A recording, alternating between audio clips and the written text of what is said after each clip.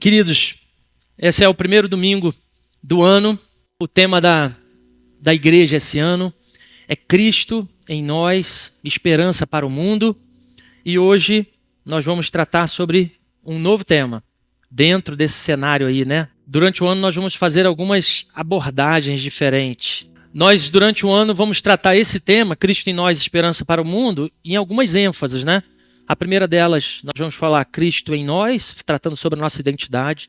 Nós já começamos isso no culto da virada do Ano Novo. Depois, no segundo trimestre, nós vamos falar Cristo entre nós, tratando sobre a comunhão. Depois, Cristo por meio de nós, na missão. E, por fim, Cristo sobre nós vamos falar sobre dependência e oração. E por isso o tema da mensagem de hoje é Cristo em nós, esperança para 2026. Abra sua Bíblia ou acompanhe conosco aqui no slide, Colossenses 2, no verso 6 e 7. Colossenses 2, eu convido você para que você deixe aí próximo a você, seja na Bíblia ou no seu smartphone, para que a gente revisite, você possa olhar aí novamente o texto bíblico e somente o texto bíblico, tá, irmãos? Em nome de Jesus, esqueça aí o WhatsApp, essas coisas a gente deixa de lado, tá? Nesse momento. Mas a palavra do Senhor, ela é bem-vinda. Colossenses 2, versos 6 e 7, diz assim a palavra do Senhor: Ora, como recebestes Cristo Jesus, o Senhor, assim andai nele radicados e edificados e confirmados na fé, tal como fostes instruídos, crescendo em ações de graças. Hoje eu gostaria de iniciar essa mensagem de uma forma um pouco diferente, para que você preste atenção em um pequeno vídeo que a gente vai passar. Assista com atenção esse vídeo. É um vídeo de um desses programas de talento, mas eu gostaria que você prestasse muita atenção nele.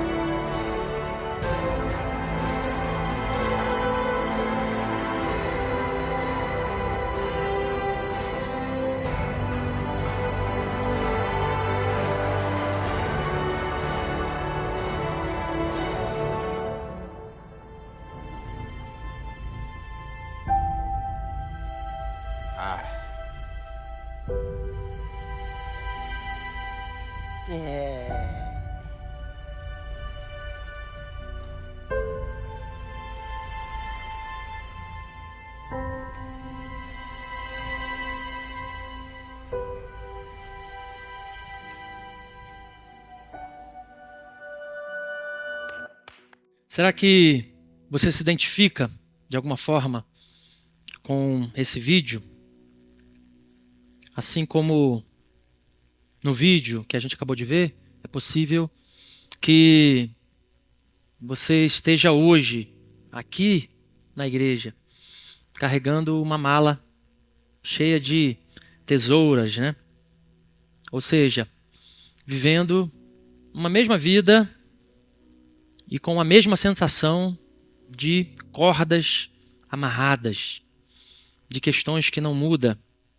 E o texto, ele fala um pouco sobre isso, sobre essa esperança que nós precisamos para 2026. E eu gostaria de fazer algumas breves meditações a respeito disso.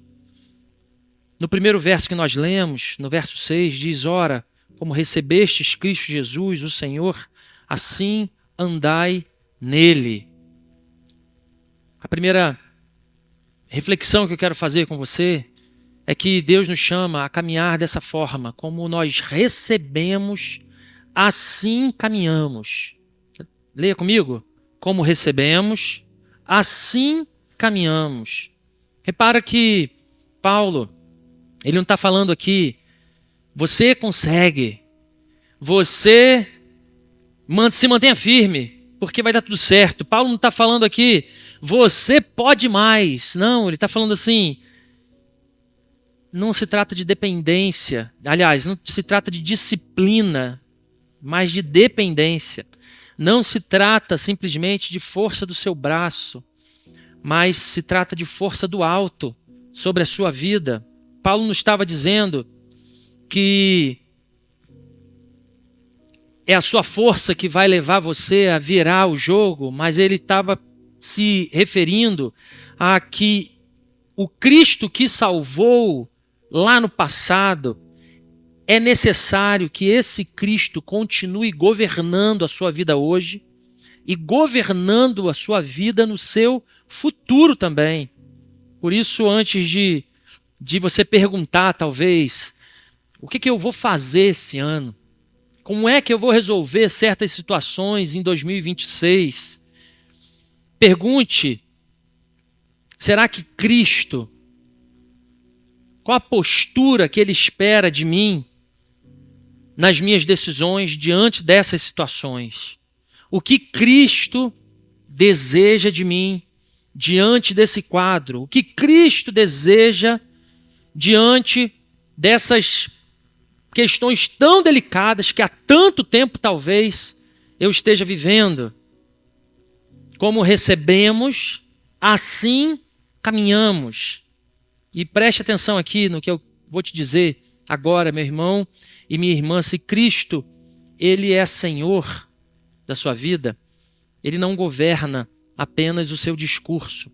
Ele não governa simplesmente a sua agenda, mas Ele governa as suas escolhas. Ele precisa governar as suas prioridades. Ele precisa governar cada passo seu. Ele precisa governar as suas decisões, por mais que sejam simples, decisões mínimas. Mas o desejo do Senhor é que nós coloquemos Ele governando cada uma das nossas decisões. Amém, queridos? Se Cristo é o Senhor, Ele não governa apenas o discurso. Sou crente, vou à igreja. Ele precisa governar a sua vida. Ele precisa governar a sua vida. Ele precisa governar o seu tempo. Ele precisa governar o conteúdo que você absorve todos os dias em frente a uma tela. Ele precisa governar as suas atitudes no seu trabalho, na sua família, como pai, como mãe, como namorado, que seja. A pessoa que diz que Deus é o Senhor e, na prática, ela segue uma vida comum, na verdade, ela desprioriza Deus, né? Porque quando a gente olha para uma pessoa que diz conhecer o Senhor, mas segue uma vida da mesma forma que o não crente segue a vida, é porque na lista das prioridades, nas prateleiras das prioridades, Deus está lá embaixo. Essa é a verdade, irmãos. Se você vive a sua vida colocando primeiro os seus compromissos profissionais, primeiro o seu lazer, primeiro as suas viagens, primeiro as suas redes sociais, primeiro os seus encontros, e se sobrar um tempinho, eu dou um tempo para o Senhor, as coisas precisam mudar, irmãos. Alguém que pede direção para Deus durante o ano, mas toma decisões na sua vida sem oração, sem busca do Senhor, sem submissão à palavra, isso precisa mudar, irmãos, em nome de Jesus. O membro que deseja crescer espiritualmente, que talvez no ano novo, inclusive, tenha feito esse pedido, né? Eu preciso melhorar essa parte, nós oramos por isso aqui, eu preciso crescer espiritualmente, mas nunca se compromete de fato com a leitura da palavra, nunca se compromete com a oração, nunca se compromete com a comunhão da igreja, com uma vida de comunhão, com uma vida de busca do Senhor, de frequência em um pequeno grupo, um grupo que ele possa caminhar junto, que ele possa seguir junto. Alguma coisa precisa mudar, irmãos. Como recebemos, assim nós caminhamos. A pessoa que diz depender de Deus em todas as coisas, mas organiza toda a sua vida, inclusive as suas finanças, sem considerar os princípios bíblicos de fidelidade, de generosidade, de mordomia, ela precisa rever os seus conceitos. O cristão que segue a sua vida clamando por mudança, clamando para que Deus intervenha em algumas situações, mas insiste em manter os mesmos hábitos de vida, insiste em manter uma fé distante, insiste em manter uma baixa frequência, quando sobrar um tempo eu vou na igreja, insiste em manter uma vida fria de oração, insiste em manter as mesmas práticas nos relacionamentos, sejam eles afetivos ou de amizade, práticas que ele tem consciência que não estão no agrado, nos moldes de Deus para a sua vida, então nada vai mudar. A gente vai entrar em 2026 e vai continuar na mesma, irmãos. Se Cristo é Senhor, Ele não pode governar apenas o seu discurso. Ele precisa governar as suas práticas. Ele precisa governar as suas escolhas. Ele precisa governar o seu coração. Amém, queridos? Se você deseja ajustar as coisas na sua vida, em nome de Jesus, faça do modo de Deus. Faça no modo de Deus. Não faça mais ao seu modo. Não tente mais ao seu modo. Faça no modo de Deus. Como recebemos, assim caminhamos. Esse é o princípio. O primeiro princípio básico para a sua vida. O primeiro princípio para você começar o seu 2026 aí, dando um passo diferente em relação a se soltar das amarras, né? A segunda, viva uma vida enraizada e não apenas uma vida ocupada. Hoje, quando a gente para conversar, e eu sou exemplo disso, a gente para porque eu também sou um deles. A gente conversa um com o outro e a gente fala assim, caramba, né? A vida está corrida, né? A gente tem essa sensação e a gente vai sendo engolido por essa vida que é sempre muito corrida, muito atarefada. E o verso 7 que nós acabamos de ler aqui fala sobre nele radicados. Radicados tem a ver com isso, enraizados, plantados de fato, com as raízes lá naquele lugar, né? Edificados e confirmados na fé, tal como fostes instruídos, crescendo em ações de graças. Ou seja, quando a gente fala de raízes, a gente fala sobre profundidade. Raízes expressam isso, né? Raízes expressam uma necessidade de se alimentar de forma mais profunda. E eu e você sabemos bem que quando vem uma tempestade um pouco mais forte do que comum, as árvores com raízes mais rasas são as primeiras a cair, não é assim? Ela pode até parecer forte por fora, ela pode até parecer muito bonita, sua folhagem, ela pode até dar frutos, mas no primeiro vendaval, essa árvore cai. Por que cai? Porque ela não está bem apoiada nas suas raízes, né? São as primeiras árvores. Talvez ela carregue muitos galhos secos que tiram também a sua vitalidade. E ela vai ser a primeira árvore a cair. Da mesma forma, cristãos desanimam muitas vezes. Cristãos desanimam muitas vezes porque vivem uma vida de emoções. Vivem uma vida apenas de eventos. Vivem uma vida onde precisam ser realimentados todo domingo por algo que os faça sentir melhor, por algo que os faça se emocionar. Mas chega a segunda-feira, volta tudo de novo e a vida cristã volta tudo da mesma forma. Por vezes, a gente vive uma vida cheia de compromissos, mas vazios de profundidade. A gente vive uma vida cheia de coisa para fazer, uma agenda muito cheia, às vezes dentro da própria igreja, mas com as raízes rasas, bebendo pouco da água viva do Senhor, buscando pouco profundidade e firmeza na fé, participam dos eventos, participam das programações, mas não estão enraizados na oração e na comunhão.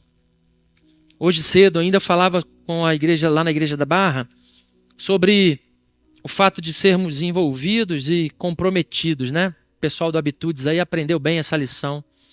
Quando a gente fala de um exemplo muito claro, às vezes de um prato, onde a pessoa tem, no mesmo prato que ela se alimenta ovo e bacon, né? O pessoal faz essa pergunta, né? Afinal, quem é envolvido e quem é comprometido na história? E eles falam assim, a conclusão que eles chegam é: a galinha é envolvida, não é isso? Porque ela dá o ovo ali, mas ela está lá no quintal, seguindo a vida dela, ela deu o ovo, é alimento e está tudo bem. E o porco? O porco deu o bacon, né? Ele está completamente envolvido, comprometido naquela história ali. E a gente lembra de um outro exemplo que cabe muito para nós aqui como igreja, de um barco, e talvez você já tenha feito aquele passeio de Arraial, né? Um passeio clássico aqui para nós. Se você não fez ainda, faça, um belíssimo passeio. Mas às vezes a gente entra num barco para fazer um passeio e nesse barco existem as pessoas envolvidas e as pessoas comprometidas. Os envolvidos, eles estão ali, eles pagaram o seu ingresso e eles estão sentados no barco. Eles estão admirando a paisagem, eles estão admirando a água cristalina, estão admirando um peixe ou outro que passa por ali, estão admirando as belas praias, mas eles estão também na torcida para que aquele barco chegue no seu destino. Eles estão torcendo para que aquele barco ele faça uma viagem tranquila. Eles estão torcendo para que aquela maré ela não tenha nenhuma variação e ele possa chegar em paz no outro lado. E quando a maré varia, quem está só envolvido, ele vai falar o seguinte: acho que o pessoal esqueceu de fazer manutenção nesse motor aí, ó. Tinha que ter um motor mais forte. Ele vai falar o seguinte, ó: tomara que esse capitão aí tenha experiência suficiente para que uma onda não pegue a gente de surpresa. Talvez quem está comprometido, participando dessa viagem, vai pegar: cadê meu colete? Me dá meu colete aqui, e vai botar o seu colete. Mas e quem está comprometido nessa viagem? Quem está comprometido, ele, antes de sair o barco, ele fez toda a supervisão. Ele supervisionou as peças, ele olhou se o óleo estava legal, se tinha combustível suficiente, se tinha colete para todo mundo, porque ninguém pode ficar ali pode acontecer um acidente. Quem está comprometido já chegou horas antes, já viu no dia anterior as características da maré, como é que ela vai estar, o vento, se vai ser possível ou não essa viagem. Quem está comprometido, enquanto os outros estão viajando, ele está servindo, ele está no leme, ele está vendo como é que as coisas estão acontecendo, se está tudo bem, se está tudo sob controle. Ou seja, muitas vezes, irmãos, a gente caminha assim na fé cristã, como passageiros envolvidos na causa, a gente está ali como que passeando, usufruindo daquele barco, mas Deus nos chama para algo maior, irmãos. Deus nos chama para um comprometimento maior, por uma participação mais ativa. Deus deseja que nós sejamos soldados de fato nessa batalha e não apenas espectadores. Que nós estejamos com as armas em punho nessa grande batalha espiritual. Que nós avancemos o reino do Senhor, o qual nós fomos chamados. E isso só vai acontecer, irmãos, quando nós mudarmos a nossa mentalidade. Quando nós mudarmos a nossa postura diante de Deus. Quando a gente se colocar diante do Senhor de uma forma mais comprometida. Buscando raízes mais sólidas. Deixando de lado essa vida de crente superficial. Essa vida de crente que bate o cartão. Essa vida de crente que só vai na igreja de vez em quando. Parece que fazer um exercício da fé. Um spa da fé. Deus não deseja isso de você, irmão. Eu quero falar com todas as letras para você que de repente tem vivido uma vida assim. Deus não deseja isso de você. Deus deseja que você viva uma vida enraizada e não apenas ocupada. Amém, queridos? Por isso, quem vive uma vida ocupada, quem vive uma vida de envolvimento, de repente, mas sem comprometimento, quando chegam as frustrações, quando chegam as crises, quando chegam as perdas, quando chegam as decepções, são como as árvores que caem nos primeiros ventos de uma tempestade. Caem, não porque eles são fracos por si, caem porque as suas raízes não estão profundas. Por isso que, se você hoje está aqui com a gente, mas você se sente um pouco fraco espiritualmente, pensa que talvez seja até um ataque do inimigo contra a sua vida, né? É a primeira coisa que a gente pensa. Talvez é um ataque do inimigo sobre a minha vida. Repense se talvez não é falta de estar enraizado de forma profunda no Senhor.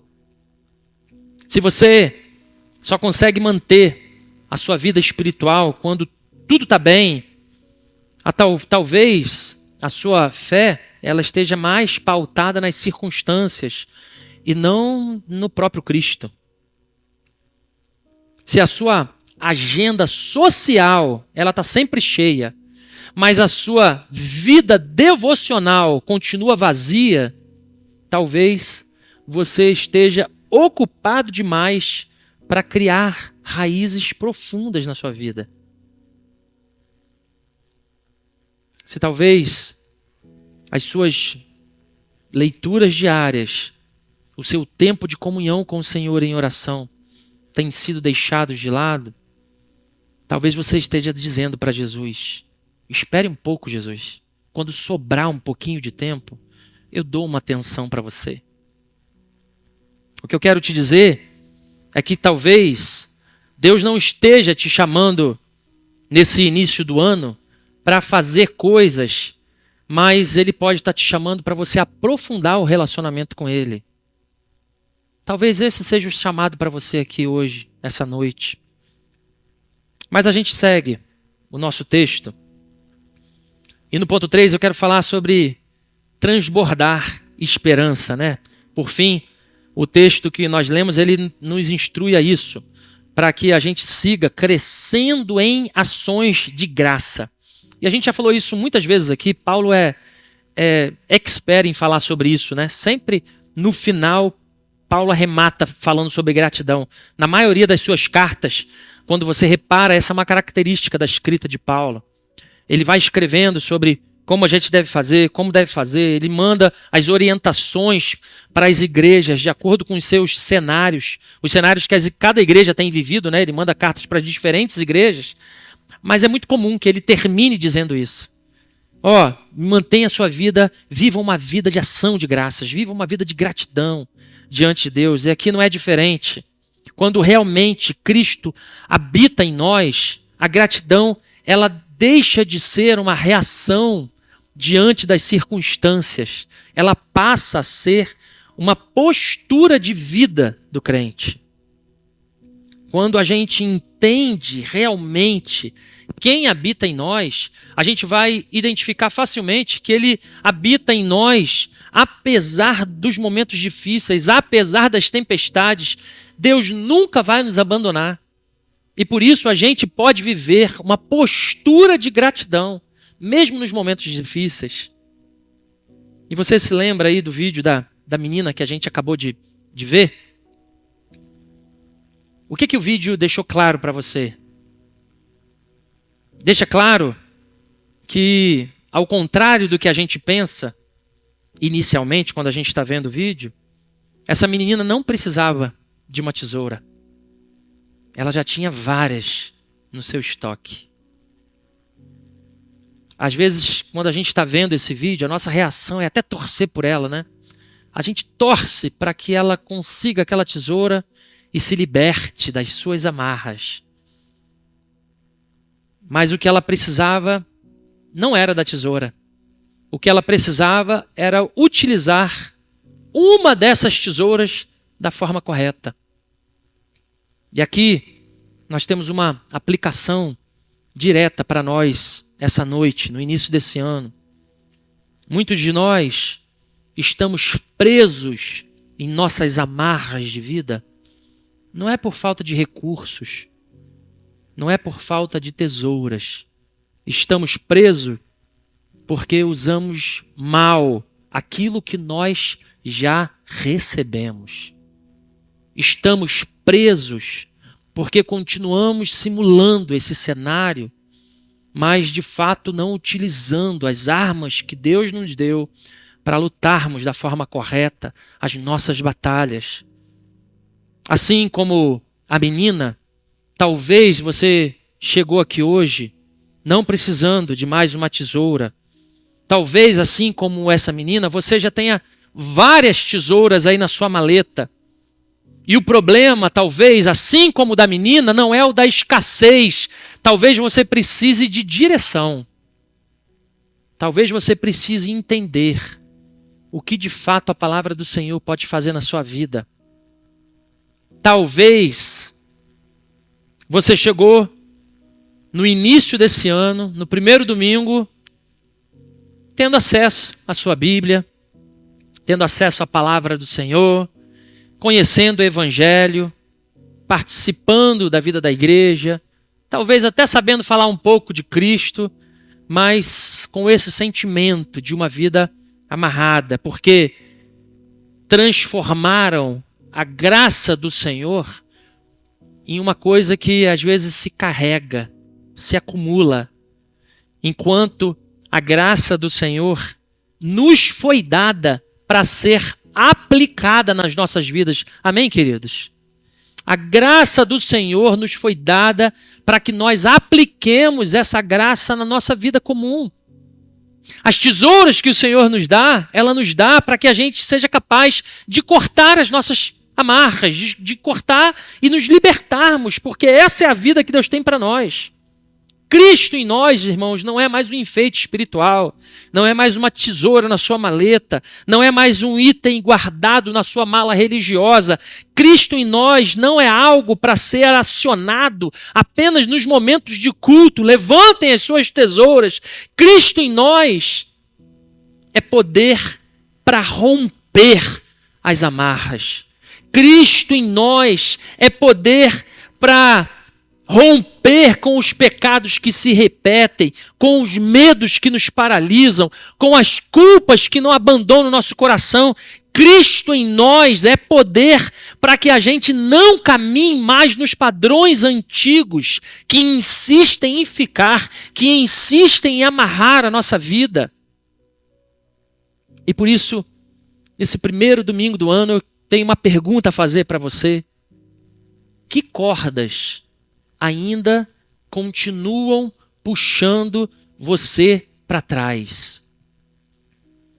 Talvez não seja a falta de conhecimento, talvez não seja a falta de fé, talvez não seja inclusive a sua falta de esforço. Talvez o problema seja porque você ainda não rompeu com aquilo que você precisa romper. Talvez seja porque você ainda não mudou uma postura que você precisa mudar. Talvez você ainda não deixou para trás esse modelo de uma vida amarrada. E por isso é que eu quero chamar a sua atenção hoje para uma mudança de postura. Uma mudança de buscar menos tesouras nas suas malas e mais rendição, mais dependência, mais lugar de governo de Cristo no seu coração.